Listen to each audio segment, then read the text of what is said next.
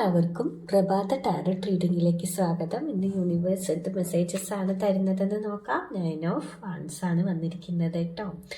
അപ്പം 9 of wands വരുമ്പോൾ നിങ്ങൾ മനസ്സിലാക്കേണ്ടത്, ഇപ്പം നിങ്ങൾ വളരെയധികം ക്ഷീണിച്ചിരിക്കുകയാണ്. പലതവണ നിങ്ങൾക്ക് വേദനകളിലൂടെ കടന്നു പോകേണ്ടി വന്നു. ഇപ്പോഴും നിൽക്കുന്ന അവസ്ഥ അത് തന്നെയാണ്. നിങ്ങൾ ഒരുപാട് പ്രതിരോധിച്ചിട്ടാണ് ഇപ്പം നിൽക്കുന്നത്.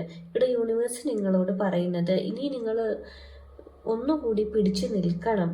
നിങ്ങളിപ്പോൾ വീക്കല്ല, നിങ്ങളൊരു വാരിയർ ആണെന്നാണ് ഇവിടെ പറയുന്നത്. നിങ്ങൾ ഇതിപ്പോൾ വിട്ടുകൊടുക്കേണ്ട സമയമല്ല. നിങ്ങൾ ഇങ്ങനെ നിന്നിട്ട് മുന്നോട്ട് പോകണം. ഇത് നിങ്ങളുടെ അവസാനത്തെ പരീക്ഷണമാണ് നിങ്ങളോടുള്ള.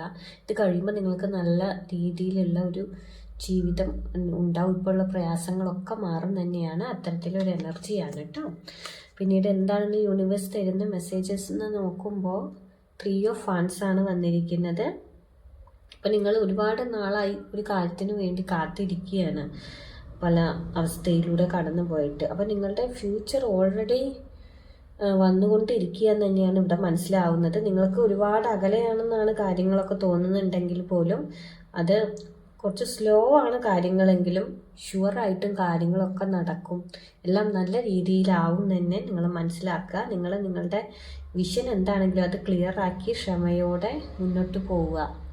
അതാണ് ഈ ഒരു കാർഡ്. പിന്നീട് നമുക്കിവിടെ ലവേഴ്സ് എന്ന കാർഡാണ് ഇന്നത്തെ ഔട്ട്കം എന്താണെന്ന് നോക്കുമ്പോൾ വന്നിരിക്കുന്നത്. അപ്പം നിങ്ങളുടെ പഴയ പെയിനും കാര്യങ്ങളൊക്കെ വിട്ടുകൊണ്ട് ജെന്യുവനായിട്ട് മുന്നോട്ട് പോവുക. നിങ്ങളുടെ പേടിയൊക്കെ മാറ്റിക്കൊണ്ട് സത്യം നിങ്ങളുടെ ഭാഗത്തുണ്ടെങ്കിൽ അതിൽ ഉറച്ച് നിങ്ങൾ മുന്നോട്ട് പോവുക. നിങ്ങളുടെ മനസ്സും ബുദ്ധിയും രണ്ടും കൂടി യോജിപ്പിച്ചിട്ട് തീരുമാനങ്ങൾ എടുക്കുക.